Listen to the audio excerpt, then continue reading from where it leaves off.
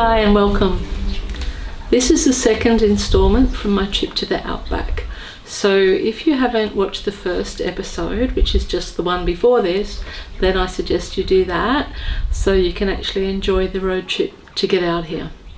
So at the end of the last episode, I just arrived in Broken Hill, which was really interesting after driving for days and not having any large towns or and a huge distance between the towns as well. To actually arrive in Broken Hill and see things like this morning, before I arrived out here, I went to a bookshop and had a browse there, and I went out for breakfast and I had a smoothie and I bought a new sun hat, and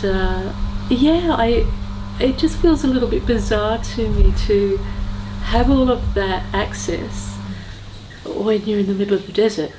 But I've got to say that it is a bit of a comfort coming back into things that you know, and just having a little bit of ease for a few days. One of the things I really liked was, so because my hands are the way they are, right, I can't actually pick my own nose properly a lot of the time. And when you're out in the dust, obviously your nose is, the hairs in your nose are doing their job and keeping all the dust out from getting inside your body. But what ends up happening is you have all this really hard, crispy snot inside your nose. And if you can't, it's not the sort that you can just blow out. It stays in there. It's hard and tough like the land out here. So if you can't actually get your own finger up your own nose, then you're just going to live with it for a while until you get in the shower, and then of course the moisture from the shower loosens it and you can get rid of it, that you can then blow your nose. So I just thought last night how funny, the simple pleasures are and how they vary for all of us in what makes us comfortable. And so last night was really good for me to stay in town and have a look around Broken Hill this morning before coming out here. Yeah, and of course, I don't know if you've watched my earlier episodes, but I brought my own chai cup with me. It's a bit hot still. Because we all have our own little comforts and quirkiness about what brings us ease. And I knew that I'd be spending some time at this house, and that I know myself well enough to know that I have to rest in between. And to be honest, I really need this rest. I need to have my feet elevated for a while now, and to just chill and then do the big long haul back again.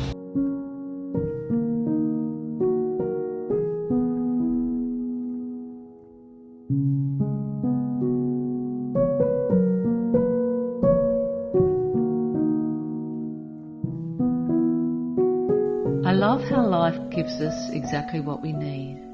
It really does. And sometimes that's in the form of really hard lessons to help us let go of things that don't serve us anymore, parts of ourselves that don't serve us anymore. But sometimes we're given unexpected nurturing that we didn't know we needed. And these days here in this cottage are certainly that.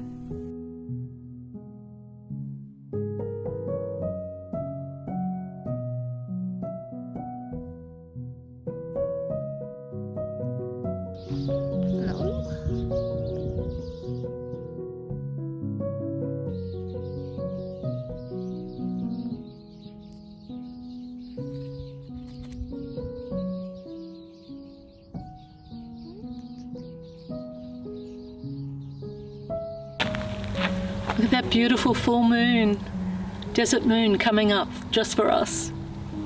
I could be wasting my time here, even trying to put the drone up. But there's still plenty of light. Well, there's enough light. If you can see me, there's still some light.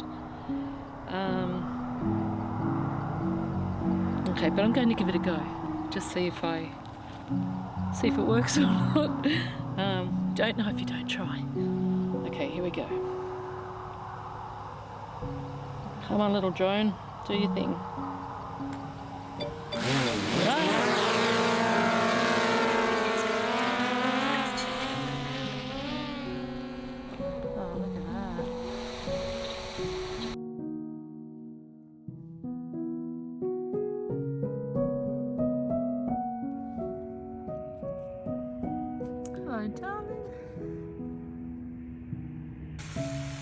A beautiful, yummy garlic and ginger stir fry for dinner tonight.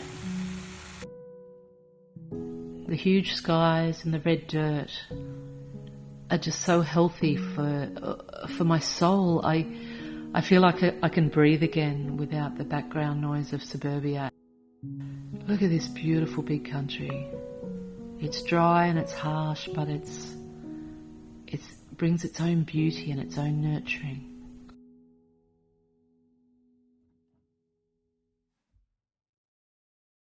Thank you, little cottage. Thank you so much.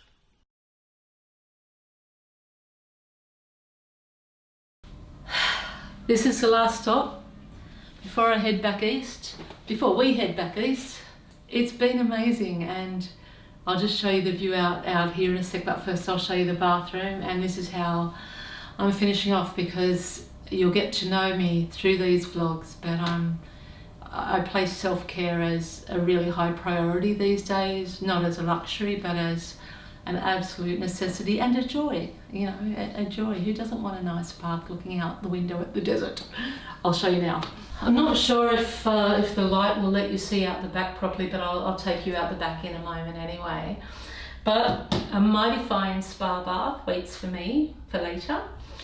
I've invested a huge $3 for some Epsom salts, magnesium sulfate to rest my bones, and it's got bubbles and everything like that. I'm not big on bubbles in spas. I'd rather just have the still soak, but we'll see what happens.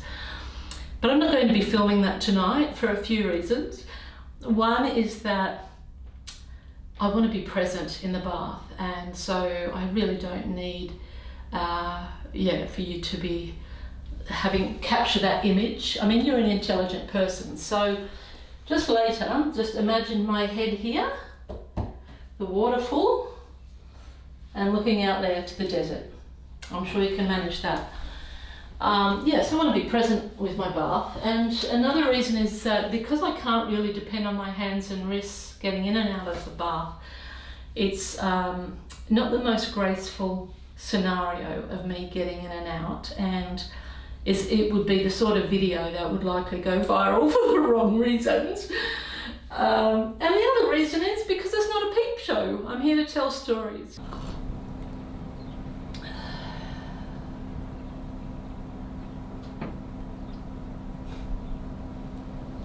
Life's good.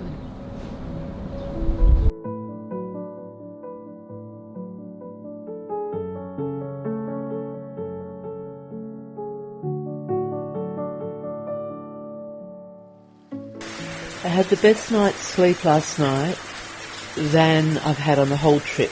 It was one of those nights where you've got no responsibility, you don't have to be up at any specific time, you can just let your body let go. And this is what I woke up to. Rain in the desert.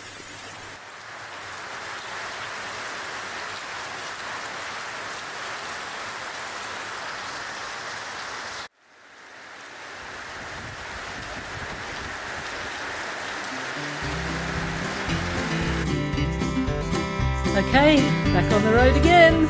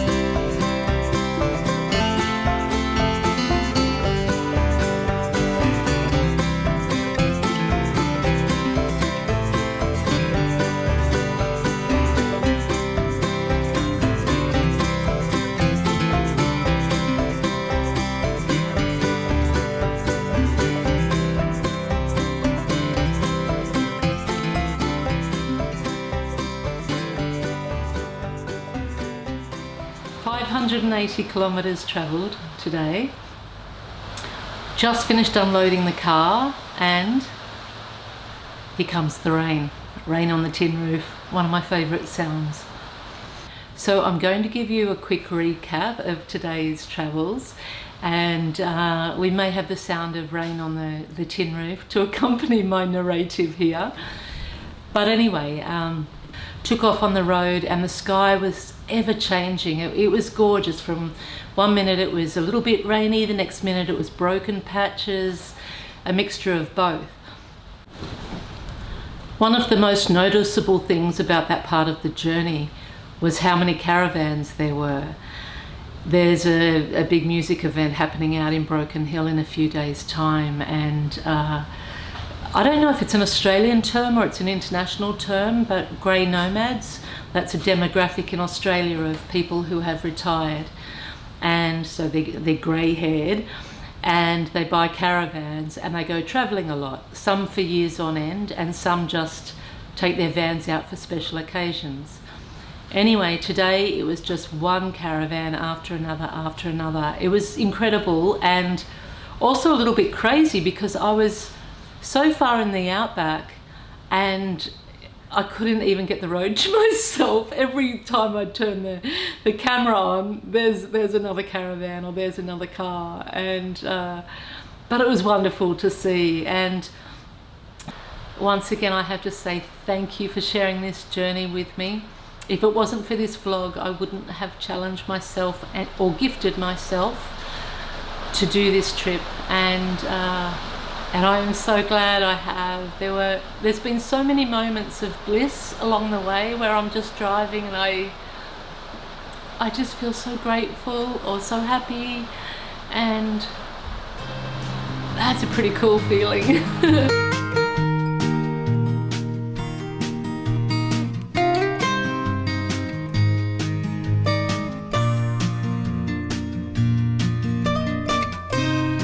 For much of the last day of solo travel, I had the road to myself.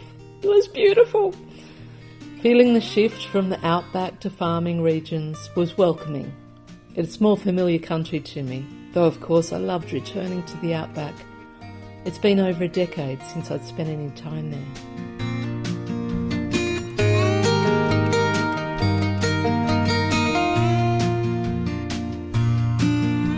Driving in the open country is so spacious for my heart. At times like these, I often think of life on other parts of the planet, with people rushing around like ants, and I breathe a sigh of gratitude for it to be just me with the open land and sky.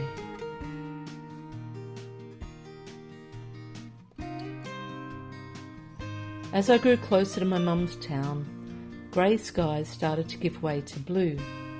My daughter was there, and I likened the sunshine to growing closer to her gorgeous bright light.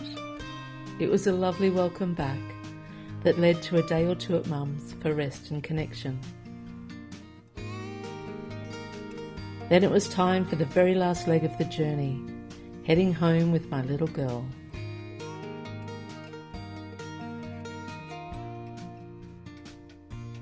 The country is not normally as green as this.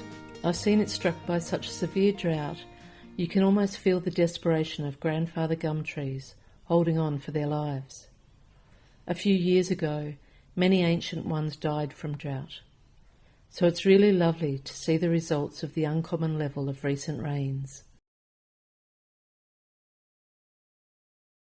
As it's often said, life really is about the journey, not the destination. We can feel a sense of achievement arriving at a goal or destination. It can be a relief and fun.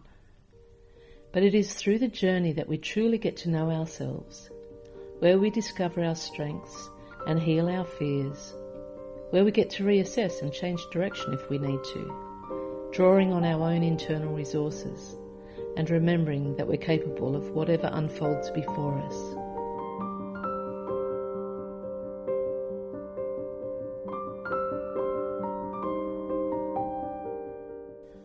The rural country blended into bushland once again as we covered roads in reverse.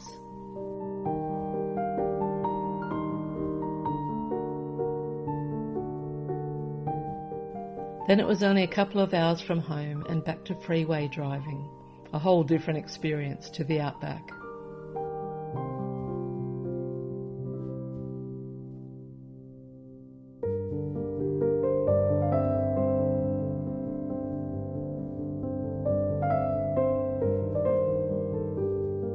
I don't deny it was a bit of a shock seeing suburbia and high-rises in the distance after such incredible vastness.